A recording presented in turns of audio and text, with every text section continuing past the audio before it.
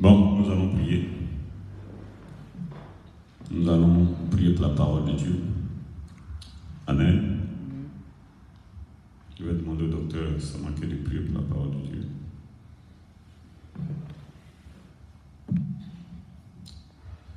Seigneur Dieu, merci de nous avoir permis encore aujourd'hui d'être dans ta maison, pour venir écouter ta parole. Car l'essentiel, c'est la parole.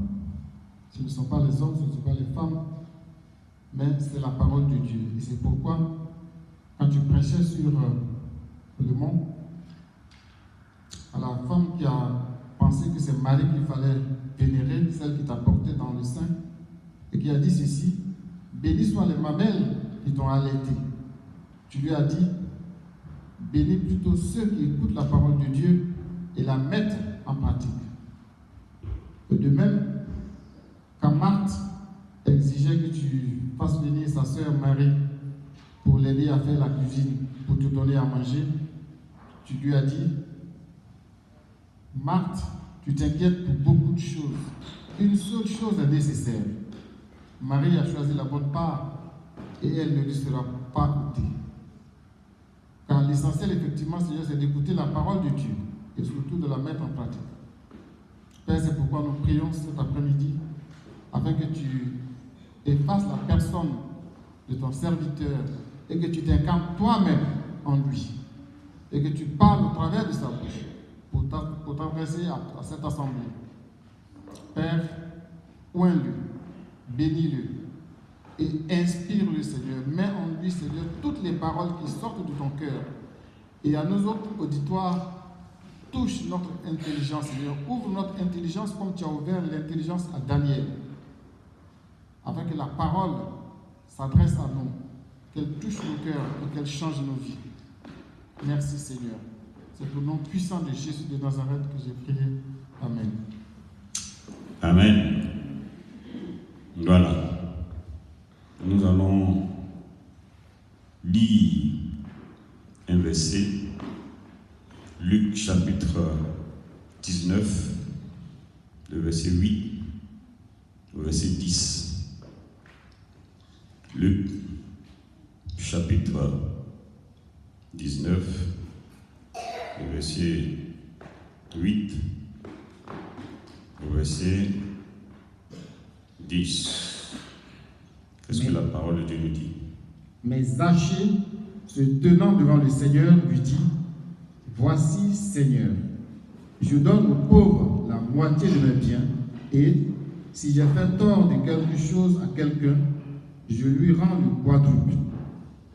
Jésus lui dit: le salut est entré aujourd'hui dans cette maison, parce que celui-ci est aussi un fils d'Abraham. Amen. Et il termine le verset 10. Car le Fils de l'homme est venu chercher et sauver ce qui était perdu. Amen. Amen. Donc ici, c'est Zachée qui, après avoir demandé, confessé le péché, demande pardon. Donc voilà la manière dont il faut demander pardon. Et si je me réjouis par rapport à ce que nous avons dit le dimanche passé. Le dimanche passé, nous sommes entretenus sur le pardon et le monde contemporain. Comme je le disais, le monde contemporain, ça veut dire le monde d'aujourd'hui. Et nous avons, en long et en large, débattu de ce qui conduit l'homme à pécher, souvent aujourd'hui. Et nous avons lu le livre de Proverbes chapitre 15, verset 1, où nous disons qu'une réponse douce détourne la fureur, mais la parole blessante excite la colère. Donc nous avons compris qu'aujourd'hui, la majeure partie, ce sont les paroles que nous faisons sortir de nous qui font que l'homme commence à emmagasiner la haine. Et dans cela, nous avons compris que beaucoup de personnes aujourd'hui, hommes comme femmes, ont ouvert une prison qui est leur cœur. Et dans cette prison, ils ont mis plein de personnes. Ils ont mis des jeunes femmes, des enfants, des parents. Et ils ont, comme je le dis, tué. Beaucoup ont tué. Et ça fait que quand ce genre de personnes ouvrent la bouche, les cadavres qui sont restés dans ton cœur, ces cadavres-là commencent à sortir. Parce que quand tu ouvres la bouche, c'est en ce temps-là seulement que tu ouvres au moins une petite fenêtre de la prison. Et tu veux parler à Dieu. Et qu'est-ce qui va sortir? C'est la mauvaise odeur de cadavres que tu as emmagasiné, que tu as tué, des gens que tu ne veux pas pardonner. Tu les as mis dans la prison de ton cœur. Or, nous avons lu ici que Zachée, quand il a demandé pardon, mais il dit qu'il va les restituer la moitié de ses biens à ceux à qui il a fait mal. Et puis il précise, si j'ai fait du mal à quelqu'un, je vais lui donner 4 fois. Or, pour remettre quelque chose à quelqu'un, tu ne vas pas le faire à distance. Tu vas aller croiser la personne et tu vas parler à la personne. Et puis tu vas lui dire, je te demande pardon, je t'ai volé. Mais parce que je t'ai volé, ce que je t'ai volé là, voilà, je compte 1 fois, 2 fois, 3 fois, 4 fois, je te donne. Donc, non seulement on demande pardon à la personne qu'on a blessée, mais on restitue ce qu'on a pris de la personne. C'est ça le vrai pardon. Voilà pourquoi nous avons lu cette partie. Et comme je le disais, la haine, parlons-en un peu. Celle qui fait dégâts et qui va conduire beaucoup de personnes à l'enfer. Et c'est dans ça que nous avons dit qu'aujourd'hui, beaucoup de personnes ne pardonnent pas comme Zachée. Et nous avons de mauvaises manières de demander pardon de nos offenses. Et je me résume parce que nous offensons quelqu'un, mais on se tourne vers Dieu qu'on ne voit pas pour demander pardon. Oh, c'est vrai, il faut demander pardon à Dieu. Parce que Zachée l'a fait d'abord devant Jésus. Mais il allait aussi le faire devant ceux qu'il a volés. Voilà. Et ça, c'est important. Donc,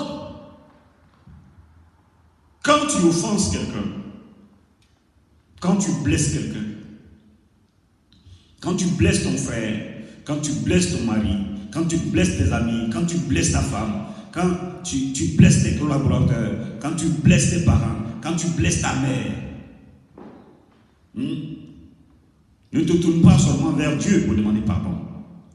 Tourne-toi vers la personne, parce que la personne que tu as blessée a besoin de ton pardon.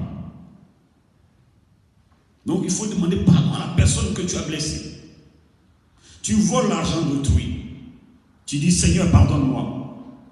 Non, va restituer l'argent de la personne que tu as volé comme Zachée l'a fait. Et puis maintenant tu t'excuses. Puis tu demandes pardon. Je te demande pardon, je t'ai volé. Voilà, je te donne. Tu prends le mari de quelqu'un. Tu détruis le foyer de quelqu'un. Et puis tu te tournes vers Dieu, Seigneur, pardonne-moi. Non. Va restituer le mari de la personne, de cette femme, et puis dire à la femme, je te demande pardon, j'ai volé ton mari. Je te restitue ton mari, je te demande pardon. Tu demandes seulement pardon à Dieu. Alors qu'il y a quelqu'un qui est blessé, ton prochain qui est blessé. Et cette personne-là a mal. Et cette personne a besoin de tes excuses. Parce qu'il est trop facile de s'humilier devant Dieu parce qu'on ne le voit pas.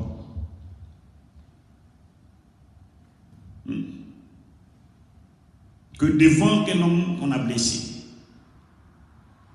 Voilà pourquoi nos prières, comme je le disais la dernière fois, ne sont pas exaucées. Et pourquoi nous faisons ça? Pourquoi les gens prient comme ça? C'est-à-dire, ils demandent pardon à Dieu seulement, et puis ils ne vont pas demander pardon à la personne qu'ils ont blessée parce qu'ils sont remplis d'orgueil. Ils sont remplis d'orgueil. Ils ne veulent pas s'humilier devant son prochain. Si tu offenses tes enfants parlent.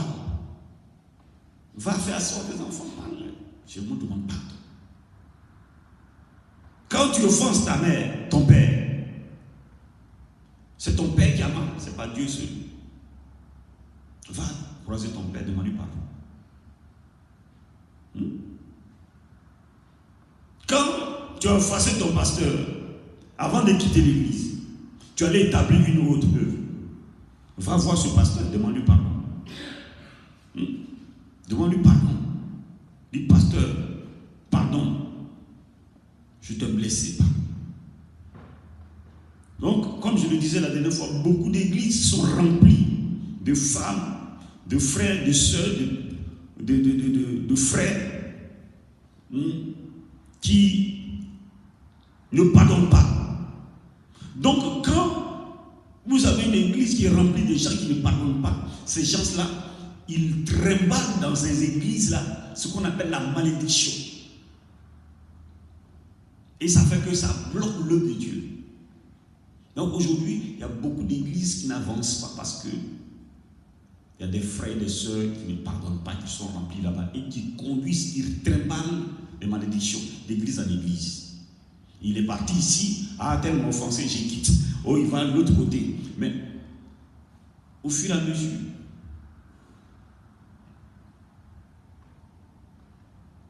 alléluia. Donc, ces personnes-là, leur présence fait que l'œuvre n'avance pas. Et même aussi, les pasteurs, comme je le disais, certains d'entre nous ont prêché des messages sur la chair, des chairs, et ont offensé des fidèles. Il faut aller leur demander pardon. Il faut aller leur demander pardon. Ça fait qu'aujourd'hui, d'autres frères sont assis, ils ne vont plus à l'église. Donc nous devons demander pardon à ces frères-là et à ces sœurs-là, avant que Dieu écoute nos prières. La Bible dit, si ton frère a quelque chose contre lui, ou toi quelque chose contre ton frère, dépose ton offrande et va te réconcilier avec lui d'abord, avant de venir offrir ton offrande. Nous l'avons lu ça dans Matthieu chapitre 5, du verset 21 au verset 25. Dans Matthieu 5, verset 21, verset 25, Jésus a parlé de ça, en long et en large.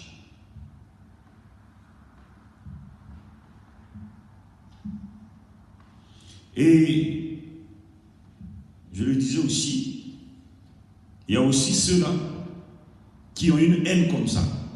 Quand ils voient leur prochain, ils ont tellement la haine qu'ils n'arrivent même pas à bien parler, tellement que leur sang monte.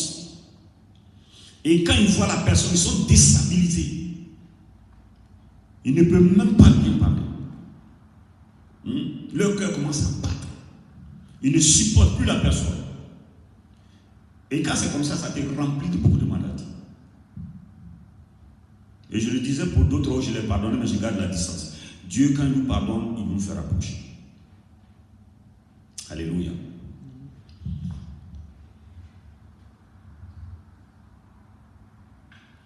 Donc, ce que nous devons comprendre pour le message du dimanche passé, si même quelqu'un a tué ton fils, s'il a tué ta fille, s'il a tué quelqu'un, s'il a pris ton mari, s'il a détruit ton foyer, si même il a calomnié ta vie et puis ta réputation a pris des coups, les gens ne te respectent plus.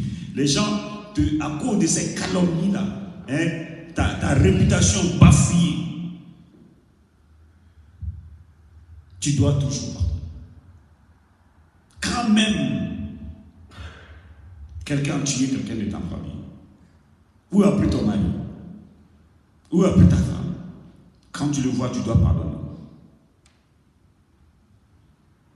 Et souvent, ceux qui sont divorcés, c'est difficile de se pardonner. Quand ils voient leur ex, c'est fini. Tout leur cœur commence à battre bien. Ils sont déstabilisés. Mais il faut pardonner. Et puis prier pour que le Saint-Esprit te donne la force de pouvoir supporter cette personne, puis d'enlever toute la haine. Parce que la Bible est claire dessus dans Matthieu 6, 12 à 15, comme nous l'avons lu. Quand dans ton cœur, tu as de mauvaises pensées devant Dieu, tu sens mauvais. Alléluia. C'est simple. Dieu ne tue pas. Maintenant, nous avons lu dans 1 Jean, chapitre 3, verset 15, dit « Quiconque a de la haine pour son frère est un meurtrier. Et vous savez qu'aucun meurtrier a la vie éternelle devant lui. » Donc, dans le livre de 1 Jean, chapitre 3, verset 15, quand tu ne pardonnes pas et que tu as la haine, tu es considéré comme un meurtrier. Donc,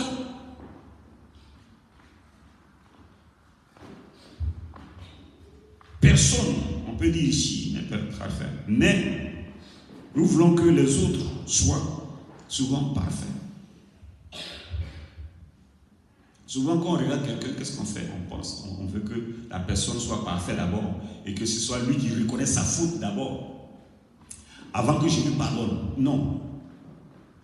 Parce que toute fois que tu as la haine de quelqu'un, c'est fini, tu es meurtrier. Donc, n'attends pas que l'autre soit parfait d'abord avant que tu lui pardonnes, c'est faux. Quand c'est comme ça, tu joues le jeu de Satan.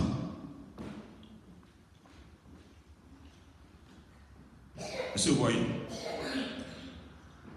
Cependant, notre Père, notre Dieu céleste est parfait. Et si Dieu est parfait, et lui, grand Dieu, devant lequel nous avons péché, il nous a pardonné. Il a pardonné nos fautes. Il a pardonné nos méchancetés. Et la Bible dit que Dieu fait pleuvoir sur le juste comme sur le méchant. Malgré qu'on est en train de manger la nourriture de Dieu, on insulte. Mais Dieu nous pardonne et puis il nous donne la nourriture tous les jours. Il nous donne la santé, il nous donne la respiration. Souvenez-vous, le Seigneur a pardonné le brigand à la croix. Donc Dieu pardonne les voleurs, il pardonne les sorciers, il pardonne les calomniateurs, il pardonne les tueurs, il pardonne les menteurs. Donc nous aussi, nous devons pardonner comme notre Père.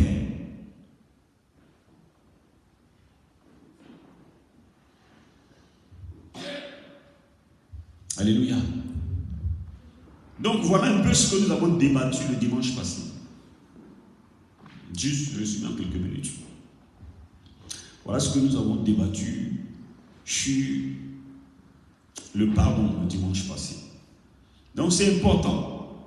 Si nous voulons voir nos vies avancer devant Dieu, nous devons pardonner.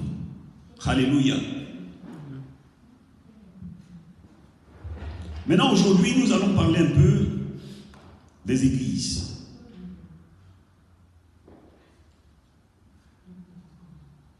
Dans les églises. Souvent, qu'est-ce que nous pouvons constater dans les églises? Dans les églises, souvent vous allez voir que l'homme de Dieu est en onction. Les serviteurs en onction. Mais on prie, rien ne change. On prie, mais la vie des gens ne change pas. Mais pourtant, quand ces mêmes personnes-là sortent dans les rues pour des gens qui ne connaissent pas, et puis leur imposent les mains, ou bien on l'invite quelque part, il impose les mains aux gens, les gens tombent, la manifestation du Saint-Esprit se manifeste. Et puis souvent le serviteur de Dieu va se demander, mais qu'est-ce qui se passe à l'église? Mais en fait, à l'église, les gens qui sont possédés, quand le démon entend le nom de Jésus-Christ, il va se que la personne va fuir. Mais pourquoi à l'église, les gens ne tombent pas? Parce que les démons ne sont pas là-bas. Les démons n'ont pas le temps. Pourquoi?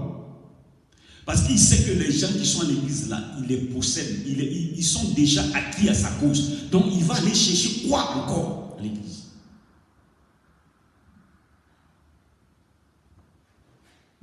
Donc il n'a pas besoin d'aller les posséder. Puisque eux-mêmes, il a déjà fini, il a divisé les gens, ils ne se pardonnent pas. Donc il n'a plus besoin d'aller dans cette personne-là pour que encore la personne puisse être agitée. Voilà pourquoi vous allez voir dans l'église, les gens ne sont pas agités, non? Il n'y a pas de démons. Mais ces gens-là, ils sont déjà acquis à la cour de Satan. Pourquoi? Parce qu'ils ne pardonnent pas. Voilà le mal qui frappe l'église aujourd'hui. Satan ne va même plus se demander, oh, je ne me fatigue pas. Parce que, bon, cette église-là, c'est une église morte déjà. Les gens sont divisés à tout. On laisse mes agents. Occupez-vous de ceux là où encore on a besoin de les envoyer à l'enfer. Parce que les cœurs sont remplis de haine. Donc les démons n'ont plus rien à voir là-bas. Pourtant, vous allez voir ces serviteurs de Dieu là, ils vont tout de suite dans un village. Quand on commence à exercer le ministère, les gens commencent à tomber, les démons, les gens crient, les gens commencent à fuir. Est-ce qu'on est différent? Non, c'est la même personne. Mais de l'autre côté, les démons n'ont plus le temps d'aller là-bas pour faire quoi que ce soit. Parce que déjà, la cause de Satan est acquise. Et c'est en cela que, rappelez-vous, j'ai prêché sur le message des 10 commandements de Satan comparé aux 10 commandements de Dieu. Oui, Satan a 10 commandements. Suivez, allez sur YouTube, vous allez voir mon message des 10 commandements de Satan comparé aux 10 commandements de Dieu. Et vous allez comprendre, en écoutant ce message, quand vous rentrez dans une communauté qui est déjà acquise à la cause de Satan, vous allez faire le discernement. Donc, le pardon est nécessaire pour la vie de l'Église.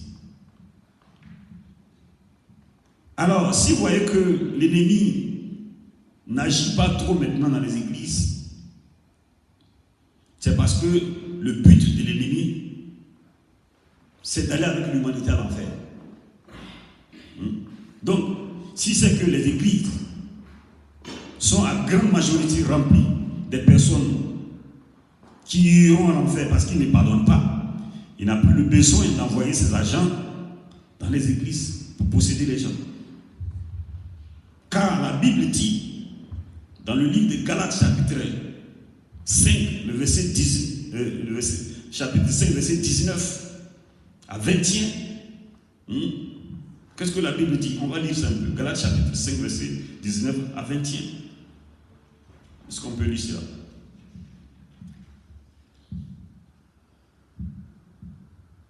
On commence au 19. Oui, le verset 19, verset 21.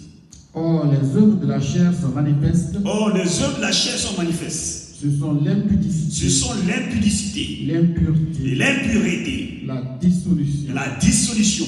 L'idolâtrie. L'idolâtrie. La magie. La magie. Les inimitiés. Les inimitiés. Les querelles. Les querelles. Les jalousies. Les jalousies. Les animosités. Les animosités. Les disputes. Les disputes. Les divisions. Les divisions. Les sectes. Les sectes. L'envie. L'envie. L'ivrognerie. L'ivrognerie. Les excès de table. Les excès de table. Et les choses semblables. Et les choses semblables. Je vous dis d'avance. Écoutez bien maintenant la fin. Comme je l'ai déjà dit. Je vous dis d'avance, comme je l'ai déjà dit. Que ceux qui commettent de telles choses ne seront point le royaume de Dieu. Ceux qui commettent de telles choses n'hériteront point le royaume des cieux. C'est clair. Les églises sont remplies de divisions d'envie aujourd'hui. De la haine. On est divisé, on ne peut pas pardonner son prochain.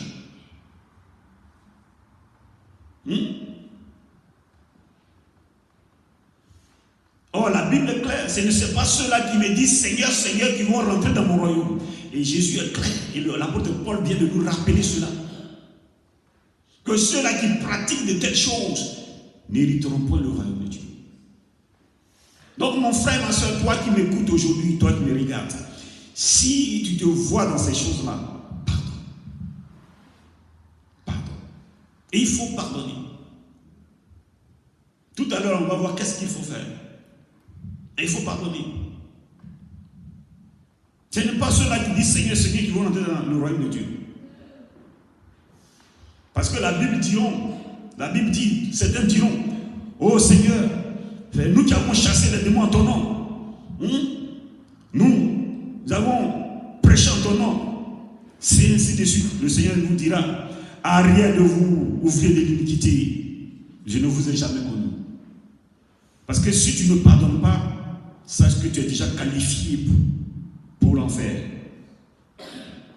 Mais celui-là qui pardonne, c'est celui-là qui est qualifié pour le royaume de Dieu.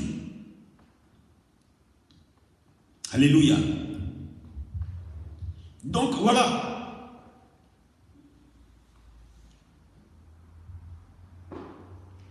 Donc comme nous l'avons vu dans le livre de Matthieu chapitre 6 du verset 12 au verset 15, c'est celui-là qui va pardonner, c'est celui-là qui sera qualifié pour le royaume de Dieu.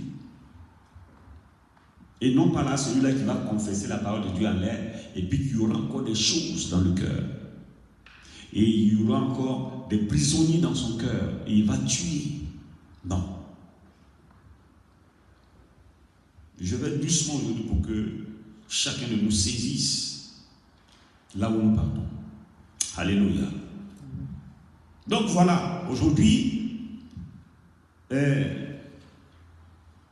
cette partie par rapport au monde contemporain, ce que nous devons savoir, nous avons blessé des gens, nous avons fait beaucoup de choses, et puis les gens souffrent, mais on se tourne vers Dieu pour demander pardon et non pas aux autres. Non, il faut que nous changeons notre manière de demander pardon. Amen. Alléluia. Maintenant, ayant dit cela, vous savez, quand Dieu parle, quand Dieu dit certaines choses, c'est que Dieu, lui, toujours, il apporte la solution. On ne peut pas parler de tout ça sans parler de la solution. Donc aujourd'hui, nous allons débattre sur la solution. Que faut-il faire? Quelle est la solution à tout ce phénomène-là qui conduit l'humanité vers ce que Dieu n'aime pas? Et ça fait qu'aujourd'hui, les peuples sont divisés. Les gens se haïssent. Blancs et noirs. Les gens, d'autres pensent qu'ils sont supérieurs, ainsi de suite. Tout ça, c'est le manque de pardon. Maintenant, qu'il faut-il faire dans ces situations? Donc, la solution. Quelle est la solution au remède du pardon? Premièrement, petit 1, il faut retourner à l'amour. Proverbe, non. Oui, nous pouvons lire d'abord Proverbe 10, verset 12. Après, nous allons lire 1 Jean 4, verset 7. Proverbe 10, verset 12. L'amour. La haine excite des querelles, Mais l'amour couvre toutes les fautes. La haine excite la colère. Quand tu as la haine, tu as la colère. Quand tu vois les gens, tu es énervé. Mais l'amour couvre toutes les fautes. Il n'a pas dit quelques fautes, il dit couvre toutes les fautes. Donc il faut aller vers l'amour de Dieu. Il faut demander à Dieu de te donner l'amour. L'amour de cette personne-là. Je vais vous donner un exemple, un petit témoignage. J'étais en Côte d'Ivoire, et puis il y a notre grand frère. Il est juge. S'il m'écoute aujourd'hui, il va reconnaître. Et le grand frère, c'est lui seul qui avait sérieusement les moyens. Mais il avait tellement de charges sur lui. Tout le monde venait vers lui. Donc ça fait que il était un peu réticent. Donc du coup, les gens commençaient à le haïr dans la famille. Donc les gens ne veulent pas aller vers lui. Maintenant lui aussi, comme il avait cette pression, quand tu arrives vers lui déjà, il ne sort même pas de la maison, il dit, oh, qui est là là? Ouais, c'est parasite, ils disent quoi? Allez quitter devant moi ici. Des fois même il ne sort pas de la maison, de sa chambre. Donc, nous tous on était dans le bain. Moi j'ai dit, oh bon, moi je ne vais plus chez lui, tout ça, bon, c'est fini. Et puis c'est là que j'ai connu Jésus.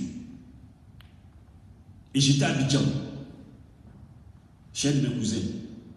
Mais lui, il était à Cocody là-bas, bien placé. Je suis jamais allé le voir pour lui dire, grand frère, je vais t'aimer. Parce qu'il me connaît depuis au dîner pour ça. Et j'ai une grande sœur qui était secrétaire de direction à la SECNA, le directeur de l'aéroport. Tout cela, je suis allé les voir. Et puis, ma grande sœur, bon, on communiquait, mais lui, on ne communiquait pas du tout. Et puis, j'ai été converti. Et puis, j'ai entendu ce message du pardon. Et puis, quelqu'un m'a montré une méthode. Il dit, quand il y a quelque chose dans ton cœur, il faut prier. Tu t'élèves, tu pries à haute voix. Et puis, tu marches. Et puis, tu dis, j'aime telle personne. J'aime mon frère. Je l'aime. C'est mon frère, je l'aime. Et j'ai commencé à prier comme ça, à haute voix. Puis j'ai commencé à prier. Et même jeûner pour pouvoir l'accepter. Parce qu'aujourd'hui, je vous dis, les familles sont divisées à cause de ça, le manque de pardon. D'autres sont réticents vis-à-vis de leurs frères, leurs soeurs, leurs parents, les mamans, les papas. D'autres ont appris que le mal de leur famille, c'est leur maman qui est là-bas, qui est assise sur les pieds en sorcellerie. Voilà pourquoi ils n'avancent pas. Donc, à cause de cela, aujourd'hui, il y a la division partout. Donc, on ne peut même pas s'accepter. Donc, moi, j'ai commencé à prier. J'aime mon frère, il n'a rien. Comme moi, je l'aime. Et puis même. Et ça m'a pris au moins, peut-être 6 mois. Et puis, je me suis levé. Parce que quand tu pardonnes, tu ne dois pas garder la distance. Jésus nous a pardonné, il n'a pas gardé la distance. Quand tu pardonnes, tu dois aller vers la personne pour parler avec la personne. Tu dois te réconcilier avec la personne. Donc je suis allé vers mon grand frère. Quand je suis arrivé là-bas, je suis rentré dans sa cour. Quand sa femme m'a vu, elle dit, hé,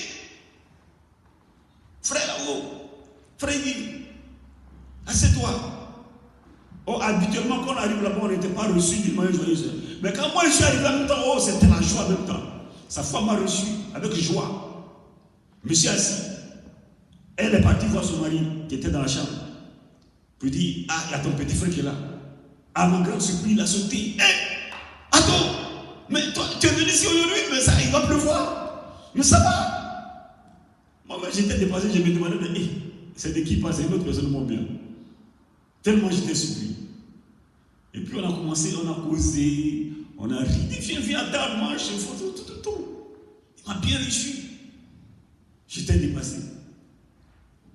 J'ai vu l'effet de la prière. Il dit, ah, mais quelles sont les nouvelles? J'ai dit, non, il n'y a rien. Je suis venu seulement te voir pour faire la paix avec toi. Il dit, mais moi, j'ai rien contre moi. J'ai dit, oui, mais c'est moi-même, je suis venu te voir comme ça. Puis prier avec vous. Que le Seigneur te bénisse. Il dit, ah vraiment merci, on a entendu de toi, tu es devenu pasteur. Maintenant, j'ai dit, non, je suis chrétien fermé, voilà, c'est tout. Je suis né de nouveau. Voilà. Et depuis ce jour jusqu'à aujourd'hui, le respect est venu entre nous. Et depuis ce jour jusqu'à aujourd'hui, on s'aime bien. Ceux qui étaient la dernière fois, 2017 ou bien 16, en Côte d'Ivoire, à Galois, j'ai passé du temps chez lui. Tout le temps. C'est lui-même qui m'a mis dans sa voiture, on est allé au village, et puis il était devant moi pour me montrer les choses, tout ça. Alléluia. Donc, je vous dis des choses qui sont vraies. Amen. Pourquoi on doit pardonner? Parce que Dieu est amour. 1 Jean 4, verset 7. Est-ce qu'on peut lire cela? 1 Jean chapitre 4, verset 7. Ou bien on va lire, et puis après on va lire le verset 11 et puis le verset 16. Amen. Donc mon frère, bien-aimé, aimons-nous les uns les autres. Aimons-nous les uns les autres. Car l'amour est de Dieu. Car l'amour est de Dieu. Et quiconque aime est né de Dieu. Et quiconque aime est né de Dieu. Et connaît Dieu. Et connaît Dieu. Celui qui n'aime pas n'a pas connu Dieu. Car Celui Dieu est amour. Celui qui ne connaît pas, qui n'aime pas, n'a pas connu Dieu. Car Dieu est amour. Le verset 9. Oui, on continue jusqu'au... L'amour de Dieu a été manifesté envers nous en ce que Dieu a envoyé son Fils unique dans le monde, afin que nous vivions par lui. Et cet amour consiste non point en ce que nous avons aimé Dieu, mais en ce qu'il nous a aimés. En ce que Dieu nous a aimés. Et a envoyé son Fils comme victime expiatoire. Il a envoyé son Fils comme victime expiatoire. Pour nos péchés. Pour nos péchés. Continue. Jusqu'au verset 16.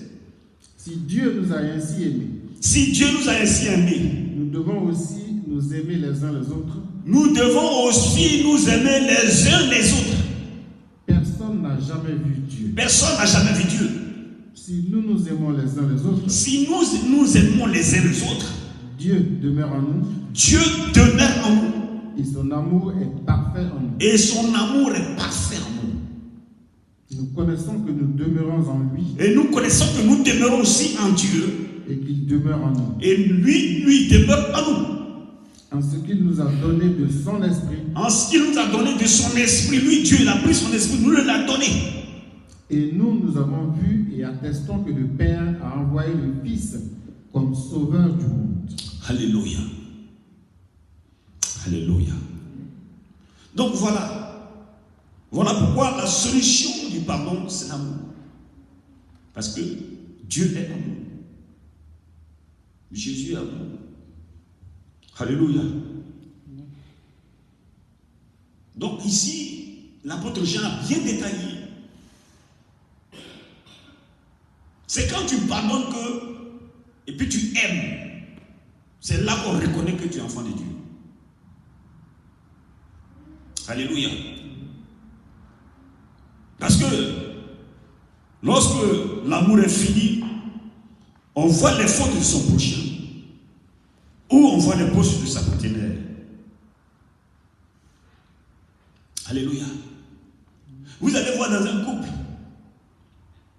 lorsque vous aimez quelqu'un à mourir, quand même il quitte là-bas, il sent, tu ne sens pas l'odeur. Tu vas tomber sur lui, l'embrasser. Quand même sa bouche sent, tu ne vas pas sentir l'odeur. Mais le jour où l'amour est fini, on va sentir l'odeur de la bouche de la personne. On va sentir que l'autre ne s'est pas lavé. On va sentir que l'autre là, il sent, ses aisselles sentent. Pourquoi? Parce que l'amour couvre tout. Quand l'amour est là, ça couvre. Tu ne sens plus rien. N'est-ce pas vrai? Quand l'amour est là, tout ce que la personne va faire, tu vas accepter. Donc la solution véritable, c'est l'amour. Parce que ça couvre tout.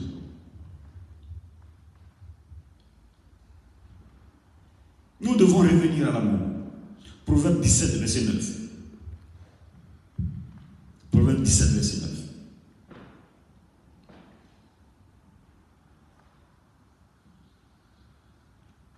Il dit celui qui couvre une faute. Est-ce qu'on peut lire ça rapidement? Verset 9. Oui, Proverbe 17, verset 9. Celui qui couvre une faute cherche l'amour. Celui qui couvre une faute cherche l'amour. Et celui qui la rappelle dans ses discours divise les amis. Celui qui la rappelle dans ses discours divise les amis. Oh, la haine, c'est le propre de la division.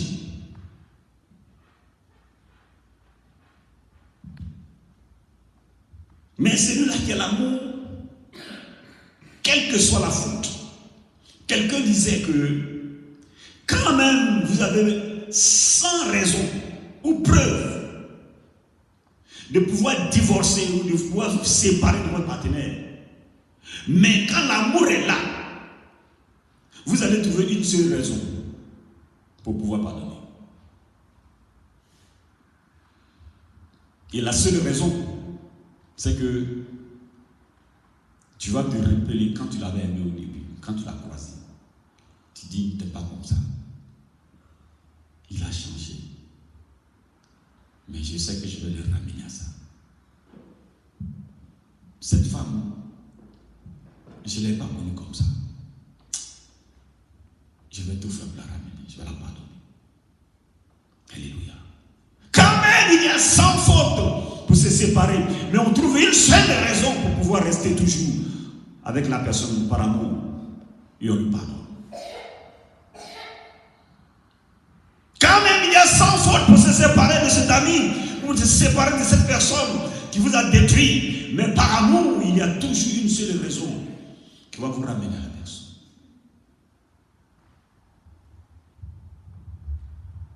Pardon. Pardon. Pardon. Car Dieu est le pardon. Alléluia. Deuxièmement, que faut-il faire? Quelle est la solution? La deuxième solution, c'est la miséricorde. Soyons miséricordieux comme Dieu notre Père Céleste l'est aussi. Luc chapitre 6, verset 36. Luc chapitre 6, verset 36. Nous allons lire cela. Soyez donc miséricordieux comme votre Père est miséricordieux. Amen. Soyez donc miséricordieux. Donc Dieu est miséricordieux. Dieu a pitié. Voilà pourquoi nous avons péché, nous avons fait des conneries, plein de choses. Et puis nous a pardonné. Or, l'apôtre Paul dit, si je vis, ce n'est plus moi qui vis, c'est Christ qui vit en moi. Donc Christ et moi, nous sommes un. Donc Dieu et moi, nous sommes un. Donc si Dieu est miséricordieux, s'il pardonne, il faut que moi aussi je pardonne.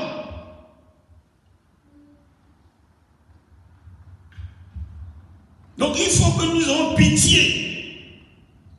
Il faut avoir pitié de celui-là qui ne connaît pas Jésus-Christ. Oui, il faut avoir pitié de celui-là qui ne connaît pas Jésus-Christ. Parce que quand quelqu'un ne connaît pas Jésus-Christ, quand il te parle, même si c'est mal, même quoi que ce soit, sache que ce n'est pas lui qui parle, c'est un démon qui est en train de parler derrière lui.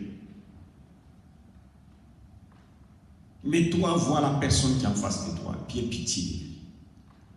Sois miséricordieux. Va vers lui et puis annonce-lui l'évangile. Parce que c'est le plus grand cadeau que tu puisses faire à une personne. Afin que lui aussi il soit pardonné, que ses fautes lui soient pardonnées, qu'il soit sauvé. Donc le faute ne se trouve pas seulement dans l'offense qu'on t'a faite, mais ça se trouve aussi dans le salut de ton prochain.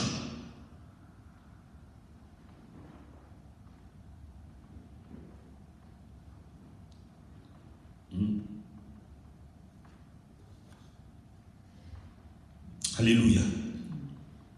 Troisièmement, la troisième solution, c'est la prière d'intercession. Amen. Nous devons de ceux-là qui prient, mais qui intercèdent pour les autres. Parce que celui-là qui pardonne, c'est celui-là qui intercède. Amen. Celui-là qui prie, il pardonne, il intercède pour les autres. Nous allons lire le livre de Matthieu chapitre 5, verset 44. Matthieu 5, verset 44. Amen. Mais moi, je vous dis, aimez vos ennemis. Bénissez ceux qui vous maudissent. Faites du bien à ceux qui vous haïssent. Et priez pour ceux qui vous maltraitent et qui vous persécutent. Amen. Priez. Et puis faire quoi? À la fin. Il dit, priez pour ceux qui vous maltraitent et qui vous persécutent. Donc, nous devons prier pour ceux qui nous maltraitent et qui nous persécutent. Bénissez ceux qui vous maudissent. Bénissez ceux qui vous maudissent. Il n'a pas dit maudit celui qui te maudit. Alléluia. Donc, vous voyez, nous devons prier, intercéder pour ces personnes-là. S'il y a quelqu'un qui te fait souffrir, la Bible dit, cette personne-là, toi, au contraire, intercède pour la personne. Prie pour la personne. Alléluia. Oui. Il dit, mais moi, je vous dis, aimez vos ennemis. Bénissez ceux qui vous maudissent. Faites du bien à ceux qui vous haïssent. Quelqu'un a la haine pour toi, fais-lui du bien. Alléluia. Prie pour des ennemis. Bénis à ceux-là qui ne t'aiment pas. Jésus a dit, quand vous faites du bien à ceux qui vous font du bien, quelle est la différence? Parce que les païens aussi en font. Donc, bénis celui-là qui te haït. Et puis pardonne-lui. Prie, intercède pour lui. Quand il va te toucher, quand tu vas vers lui là, il va accepter.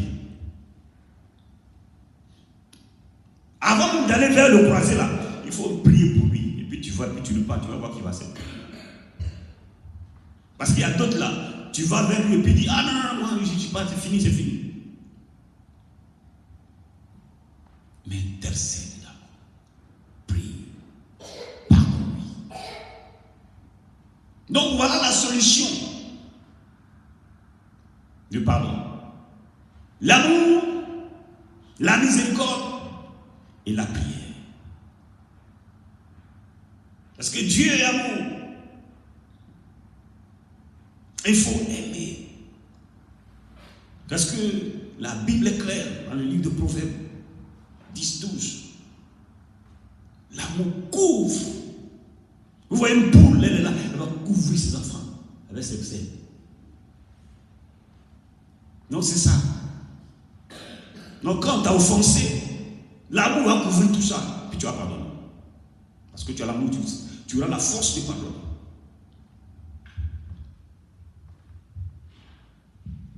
Parce que tu as pitié, tu es miséricordieux, tu vas pardonner. Tu as réfléchi, tu dis, moi-même Dieu m'a pardonné. Pourquoi il n'a pas lui pardonner? Puis tu vas prier pour la personne, tu vas lui faire du bien, tu vas le bénir. Alléluia. Il dit, priez pour ceux qui vous maltraitent et qui vous persécutent. Donc dans ta maison, cette tante-là m'a gardé, m'a fait souffrir. Je me suis occupé de ses enfants. C'est moi qui me levais le matin. Et puis je me couchais tard. J'ai fait ceci, cela. Tout ça. Donc, quand on sort de la bulle, on réussit. C'est fini. Cette personne, je ne parle pas avec elle. Quand j'étais petit, elle m'a maltraité. Puis on ne pardonne pas la personne. La Bible dit, ce genre de personne-là, fais-lui du bien. Bénis-la. Si Dieu t'a béni, prends un peu d'argent, envoie-lui. Tu es en Europe, envoie-lui un peu d'argent. Il dit, qu'est-ce qu'il y a? Non, j'étais chez toi, tout ça. Toi, moi, tu m'as donné un peu d'eau, j'ai mangé, j'ai bu. La personne que j'ai maltraitée comme ça, là, aujourd'hui, c'est elle qui me fait du bien. La Bible dit que quand tu fais ça, c'est des charbons abrasés que tu déverses sur tes ennemis. En faisant du bien. Alléluia.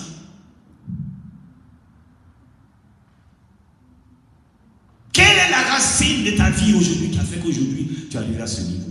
Pourquoi tu ne parles pas avec personne? Pourquoi aujourd'hui il y a cette vie? Mon frère, pardon. Et l'amour dans ton cœur. Si tu dis que tu es enfant de Dieu, sois miséricordieux comme ton Père céleste l'est. Si tu dis que tu es enfant de Dieu, intercède pour ceux-là qui sont en train de souffrir. Et pardonne-les. Parce que quand quelqu'un vient te parler, que l'esprit de Jésus n'est pas en lui, c'est un animal. Regarde-le comme ça. Alléluia. Voilà. Quelques points que je voulais souligner aujourd'hui qui vont te donner une solution. Et si tu pratiques cela, tu vas voir que ta vie va changer. Le Seigneur nous attend pour changer nos vies. Le Seigneur nous attend pour transformer nos vies. Le Seigneur nous attend pour nous bénir. Et je voulais terminer sur le livre d'Ésaïe 59. Je crois le verset 1, verset 2. Où il dit que la main du Seigneur n'est pas courte. Amen. Mais c'est nous-mêmes nos péchés qui l'empêchent.